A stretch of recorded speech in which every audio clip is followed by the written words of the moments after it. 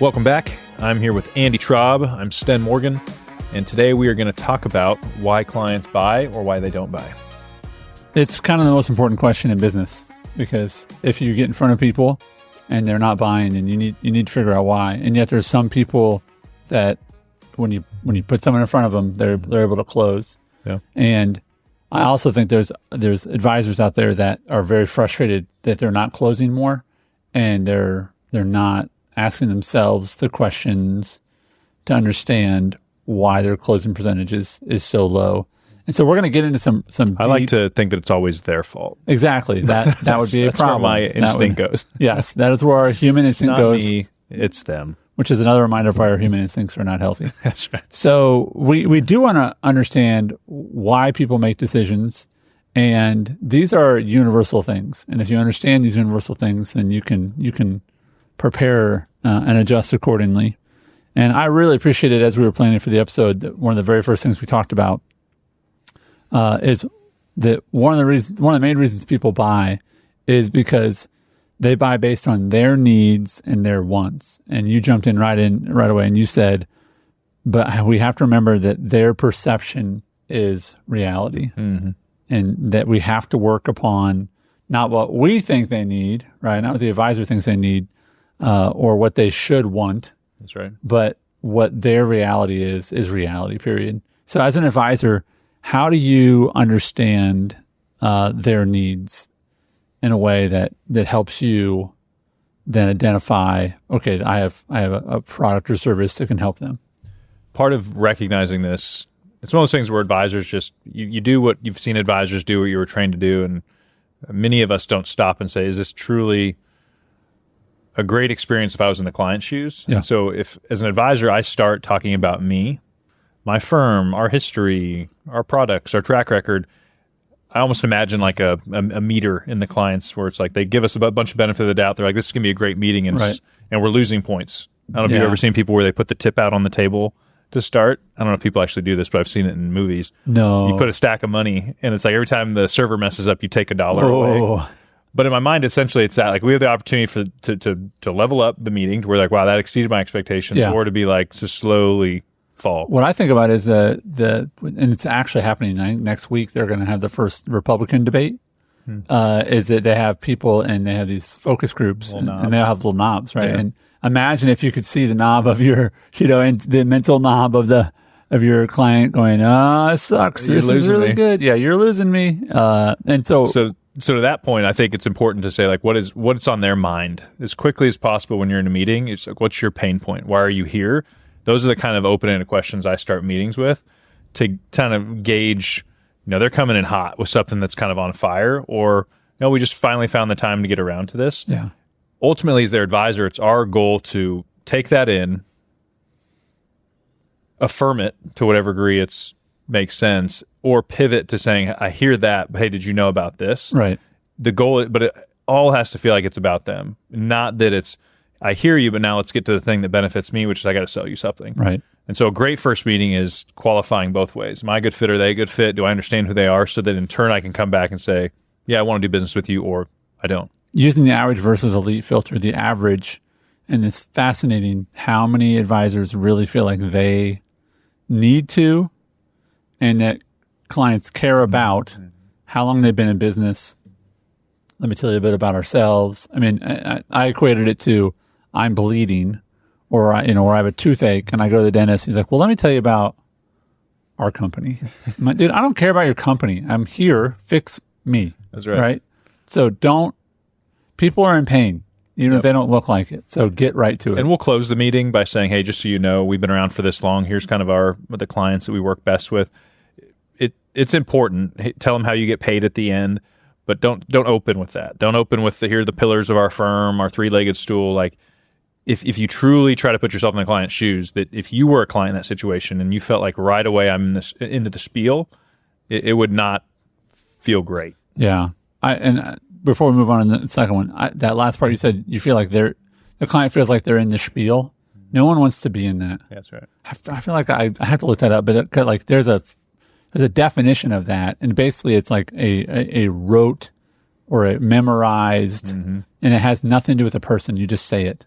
right? And no one's engaged by that, right?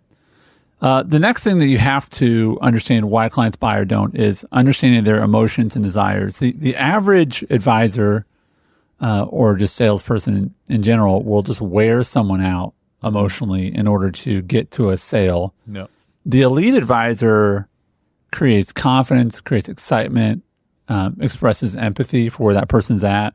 So what are some specific things that advisors can do to understand the emotions of the person sitting in front of them? And also sometimes these emotions are very different for the two different people sitting in front of you.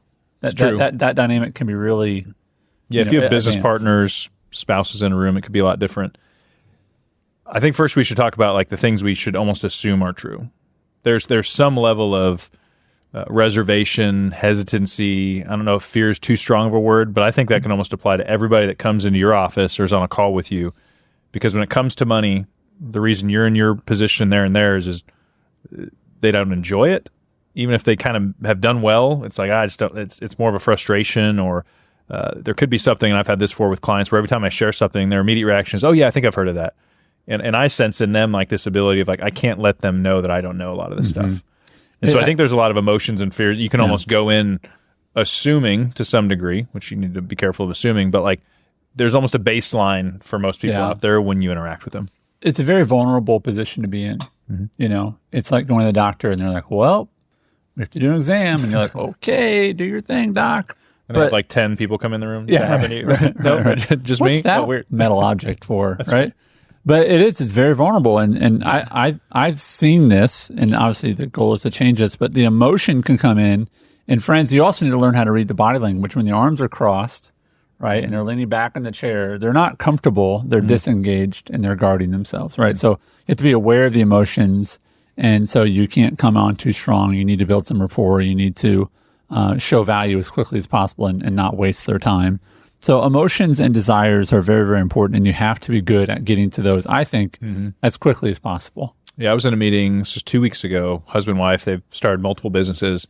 And the wife is just a really dynamic business owner, gives everything she has to these companies she started. Some like one, just an online business that has grown a lot, and it's her baby. She's like, I didn't think I could own a business once, and now I call myself a business owner. And for her, that was just a very proud thing to explain to us and talk about. We started talking about setting on a scale the different parts of their plan, giving them a score. And the husband kind of chuckled because he's like, she's not going to like her score in that area. Not because it's bad, but because they just don't know what they don't know. Yeah. And through talking with it, we really identified a low score represents a bigger opportunity. Right. And so when you think about emotions, you can phrase things and like, oh, that's fine. We're not going to hang on what you've done in the past. We can't change it. But man, look at the opportunity we have here. Absolutely. And one of the lines we use is if with the right advisor, there's a lot of opportunity here. Yeah. And that's some language we've cultivated over time that works with people. It's like if we are on your team or the right advisors with you, man, there's so much you can accomplish here. Absolutely. That is a better way to kind of tap into their maybe embarrassed. There's some regret on past decisions, but you can always take it and spin it in a way to where it's like, oh yeah, but together this can be a good thing. The third reason that clients buy is perceived value. And again, we talked about this before. We'll say it again. We'll say it a million times. Is that it is your job as an advisor to communicate the value that you're providing in a numerical way, if at all possible. Yeah. This is not a promise. You're not like signing it, with a Sharpie. This is it's on a dry erase board for a reason. But you need to be able to quantify the perceived value of something. Why don't advisors feel comfortable doing that? I look back at the different firms I've been part of, and nobody ever sat me down and said, hey, Sten, whenever possible, don't put numbers to problems. Like just talk in big generalities, and if you do that big enough and wave your hands in the air, like they'll do something. Instead, I was like, hey, if I was in a room and somebody's telling me 4 things, I need to know what's the one that could have the biggest impact on my plan in the near future, because I want to help create urgency as an advisor, but it has to be what we teach advisors, appropriate urgency. And so I've come from stay away from it, really for not knowing why, just people just don't do that, to now advisors for the ones we coach saying, no, you need to do it. Yeah. Because if you're going to give somebody an idea that saves them $100, it's your job to say, this is only going to save you $100, but it's going to take 10 hours of your time. Yeah. Or, hey, you can do this thing. It's going to save you $20,000 and only take 2 hours of your time. So without quantifying and putting to it, how big of an opportunity is this? I feel like we're doing a disservice to clients. So someone will buy if they feel like there's a great perceived value. And the value is, yes, this plan costs $6,000, but if you show me in the next 5 years, there's a $60,000 benefit if I take advantage of funding this account or taking this benefit of taxes or structuring my business in this way or paying whatever it might be, the perceived value of that is, if I say, is a car expensive at $6,000, the only question you ask is, what car is it? Some cars, that's a bargain. And some it's like, you'd be an idiot to spend $6,000 on that car, right? Yeah, and when we speak to clients, it doesn't always have to be the huge mic drop idea that has a big number attached to it. Yeah. I've worked with business owners before where in the meeting, the thing that got them fired up was like, wait, I get to meet with you quarterly? Well, you're going to kind of show me a roadmap to the organizational documents I need to have in place. Like, none of these are like, hey, they're going to save you all this money. But there are these things they haven't gotten to that as you get better at working with different segments, you'll figure out there's almost an emotional value here that if I start speaking their language, then they'll be like, just knowing that's being taken care of is going to take a huge weight off me. That's also possible. A little more difficult and it takes practice. Putting a big number in front of somebody and saying, hey, you should do this now. That's a great point. That's great. But there's some soft skills there too. And before we go to the next one, I don't want folks to miss that. The perceived value, as an advisor, you don't get to choose it's not your perceived value, it's their perceived value. Yeah. And their perceived value could be, I get to meet with you twice. Great. That could be the greatest, most valuable thing, because I also think about this. Most business owners feel alone because they can't talk to the business owners because they feel like they're in competition, or it's just a lonely world because there's not that many of them. Most people are not business owners. Most people are employees. And to find them and connect with them and find them when they're not busy because business owners are busy, it can be a great relief to find someone that says, oh, you speak my language, you understand me and my pain points. And that might be the most valuable thing. Accountability, you can lean on that. I tell people this now because we're confident when we speak to clients. Clients want us to be really confident. Is I'll say, if we are on your team, the probability of your plan being successful goes up dramatically. And they're like, I think you're right. Like that's, and part of what they believe to be true is the fact that I said it in the way I said it. Yeah. If I was like, I don't know, you could choose somebody else. Like I'm now reinforcing that, like maybe this isn't a good decision. Yeah. But in a room when I'm like, look at the stuff we just did in 30 to 40 minutes. If we are on your team, there's a higher probability you're successful. Yep. And just that in alone, the perceived value goes up. Fourth one is social influence. People buy because they get a recommendation from someone else. I think that, again, this is another point of permission to be bold, to jump into it with a meeting. If someone is there as a referral, then, again, they don't care if your company was founded in 2018 or 1918. Like, they don't. It's just, Bob told me to be here. I'm here. Let's get after it. You know what I mean? So don't spend too much time worrying about this if someone is there because of a referral. I think that's like, hey, let's get into it. Yep, I agree. The next one is discounts. I added this one because I think it's interesting that some people, the average advisor will say this person's going to make a purchase because of they're price sensitive. It's like, how can I get them to the lowest price? And a lead advisor says, number one, I get to choose the prices because I'm going to price my services. And number two is I'm going to give them two. So it's not about the lowest. It's about I'm going to give you an appropriate planning fee of, let's say, $8,000 is the smaller one. And then I'm going to give you another meeting and another, client event or something like that you're always going to give them two options. But the perception is not the lower one is a bargain or like a deal or it's the cheaper, like it's on sale. It's not like it's like buying two models of a car. It's like this one comes with these features, this one comes with these features, but they're both great choices. When our team had that breakthrough, and for us the way we put it is we were giving somebody one opportunity to say yes or no. Yeah. If you say, hey, here's this option, but you can have this option too. Now there's two chances for them to say yes. Yeah. It's funny because as soon as we started implementing that, I was like, hey, this makes more sense. We're not over-promising and then getting paid less, and then that kind of starts a relationship off and like, hey, they kind of got us. Yeah. We'll give you more for this or less for this. Both are valuable. It's your choice. Until I started realizing some companies were doing that to me. We were doing some like tech upgrade, and I sent them back, and I was like, hey, I don't know if we need that thing. What about this? And like, oh, yeah, no problem.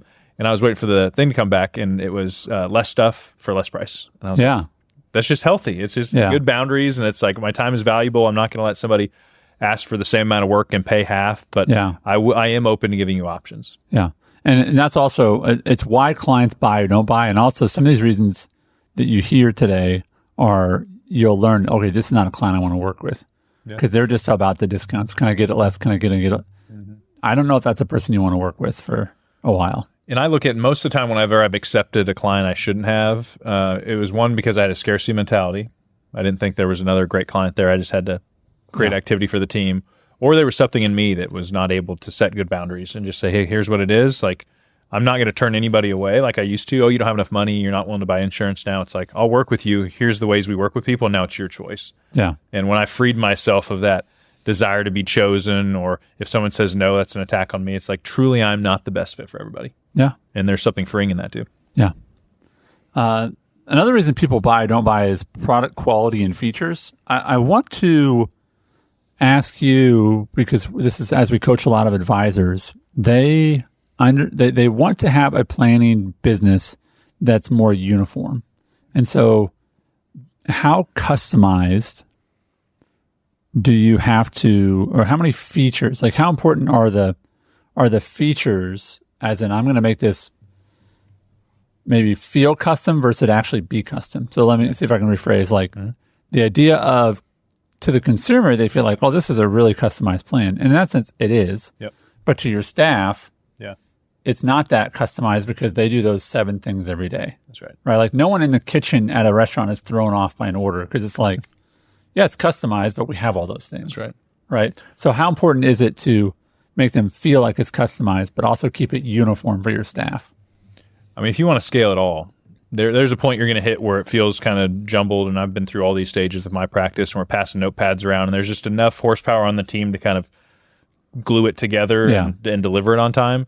Now we are having to say, okay, what are the 10 questions we ask in this category for this client? Yeah. When they receive it, it has their name on it, but there's probably a 50% overlap with most clients. Yeah. Like you're asking the same questions, you got to do the same thing. Yeah. And so your presentation, the way you deliver it, the way you communicate the value, should feel dynamic, should feel unique, but to your team, for their benefit and for the future of your company, if you want to scale, it should be very systematized. Yeah. Like it should feel, I heard something the other day, I don't know if this is a Hyatt thing, but it's 10-80-10. Brad Johnson, when I was talking to him, brought it up. It was 10% is what you need to touch, 80% then goes to the team, and then 10% you refine at the end. Right.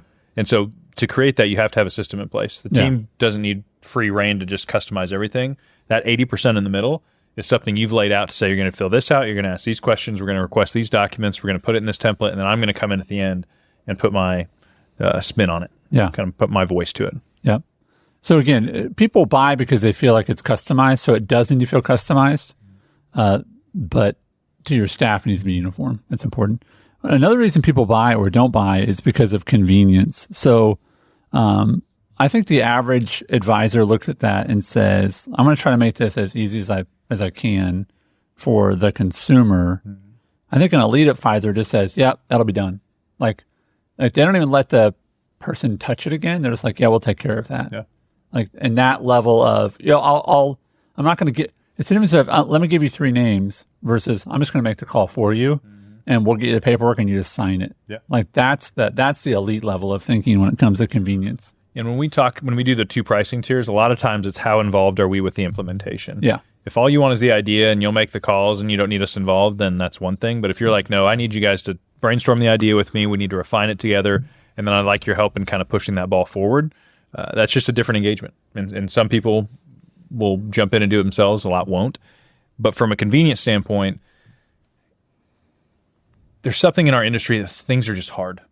If all I had to do was get people to say yes, man, this would be great. My practice would be 3 times the size, 3 times as fast. But when someone says yes to an insurance policy, what they said yes to was a hard underwriting process, potentially with a lot of questions, with some medical documentation. When they say yes to an investment account, so let's open it, let's transfer the accounts, let's get the things in. And so we've had to get better over time at saying, hey, through this process, there's some things that could, roadblocks could pop up. But just so you know, we're going to address those. We may need some things from you in the meantime. In the past, when I was like, I got you, no worries, and these things popped up, it was surprising to them because I didn't set good expectations. They got frustrated. It felt like our process was bad, and so much of it is out of our control. Yeah. That I think there's a line of saying, hey, we are going to be the kind of the front end of this. Anything that comes up, we're going to take the brunt of it and we're going to handle it for you. But there could be additional things that pop up. Yeah. And so convenience is great. I'm all about it. But in our business, I found we don't have the freedom to just streamline everything like we'd like. Yeah. Yeah. The next one, and again, why people buy or don't buy, cultural and personal values. What I would say is, and I'm really fascinated to know what you're going to say about this one, is that I think that people want to buy from people that they like, they trust, and I think that they believe share the same values. Mm-hmm. And so without, talking politics every time and saying, oh, you voted for them, okay, well, I'll work with you. That's probably not a good route. But people, I think, as an example, the personal value of I really care about my kids and making sure they're taken care of. Mm-hmm. And if you connect with someone, it's like, there's nothing more precious than our children. Yep.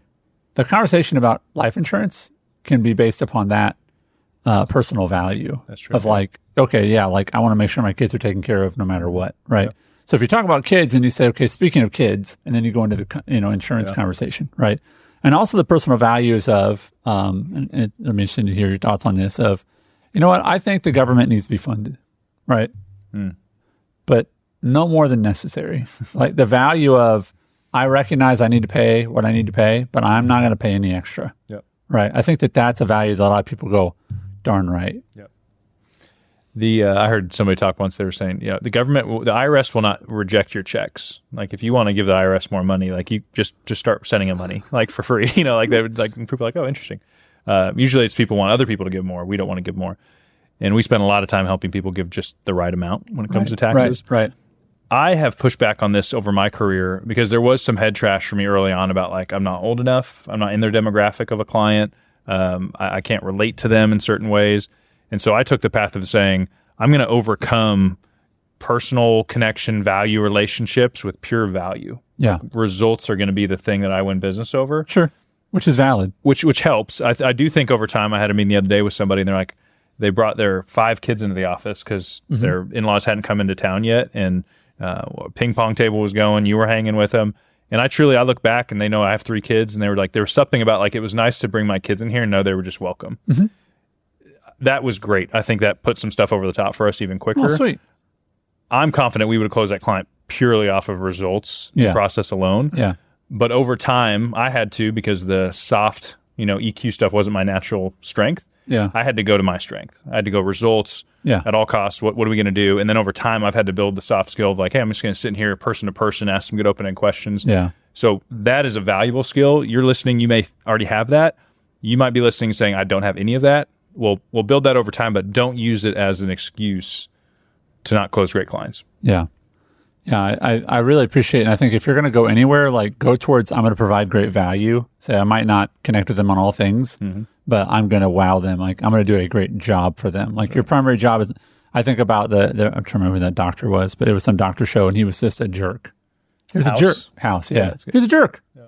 Like he was a jerk, but people did not care because it's like, thank you, jerk, for finding my tumor. That's right. Because the nice guy was nice, but he didn't find my tumor. Like, I'll take the jerk who finds the tumor versus the nice guy who doesn't, right? Yep. And so, but when you can, yes, try to connect on that personally. And I have found this, politics generally is not a good one to connect on. I've just found it to be too much to go into, and it's a little too dicey. Mm-hmm. I do think that when you can connect on things that are, whether it's, sending your kid to this school or homeschool or faith or, even like sports or something like that. Like don't be afraid to pause and talk for a little bit. Like we had a gentleman stop by our office and his son is in travel baseball.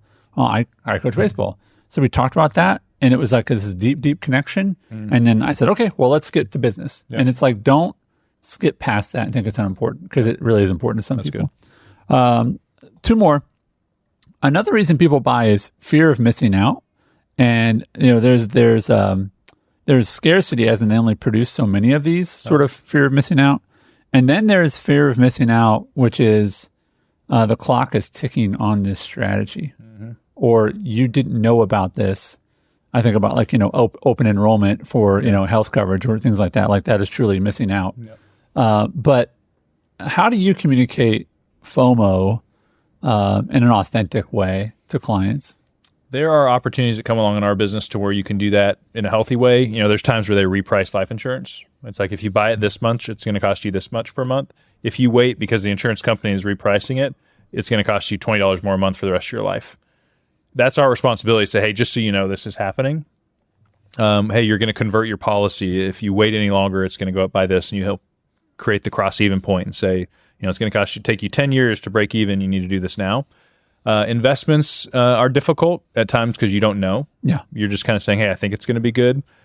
We have to make sure it's appropriate urgency. And we talk a lot about that. Like whatever you're creating that you feel good about. But there are times where it's, hey, this law is passing, it's sunsetting. And build an initiative around that and go push it to help clients. PPP loans. There was just a lot of things where it's like, hey, there's a date where this thing is done. Yeah. Are you aware of it? Should you do it? We do need to stay away from, and I saw this a lot in like the life and annuity space, to where it was kind of fear-based selling that was really not based on much data or fact. And so we have to make sure when it comes to missing out, maybe you have a waiting list for clients and you're like, hey, sorry, we're only going to take on 5 more clients this year. My hope is that's true, that you're not just kind of saying that for the sales tactic. But that is true. If you can do it well, that is a very compelling trigger for people. Yeah. Last one, research and information. People buy because they do research and they gather information. I think our spin on this is the average advisor would say, here's a bunch of information. Here's an 80-page report. Here's a bunch of illustrations, right? Mm-hmm. I think the elite advisor says, you're meeting with me because I've done the research and I'm going to give you the information you need versus all the noise out there. Yeah.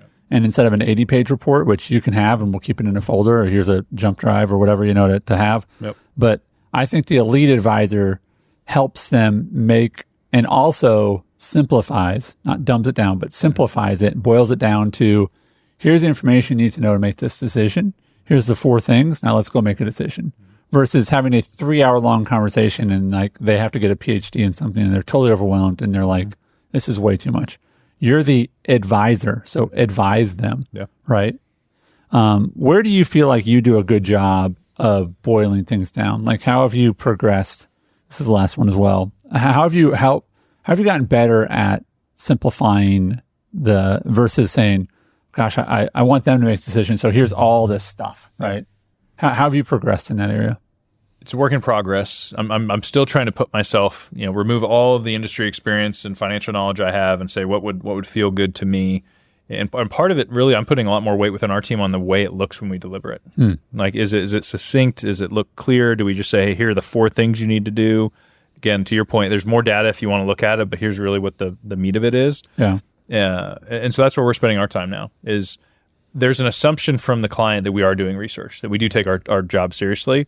And I don't think I can ever remember a time where a client said, well, explain to me the process you went through in order to come to these conclusions. Like, there's just not a lot of probing. Yeah. So I hope you have a great process. I hope you take that really seriously. But when it comes to interacting with the client and getting them to make a choice, you need to put it in such a way that says, if you don't do this, here's the cost. If you do this, here's the benefit. What do you think?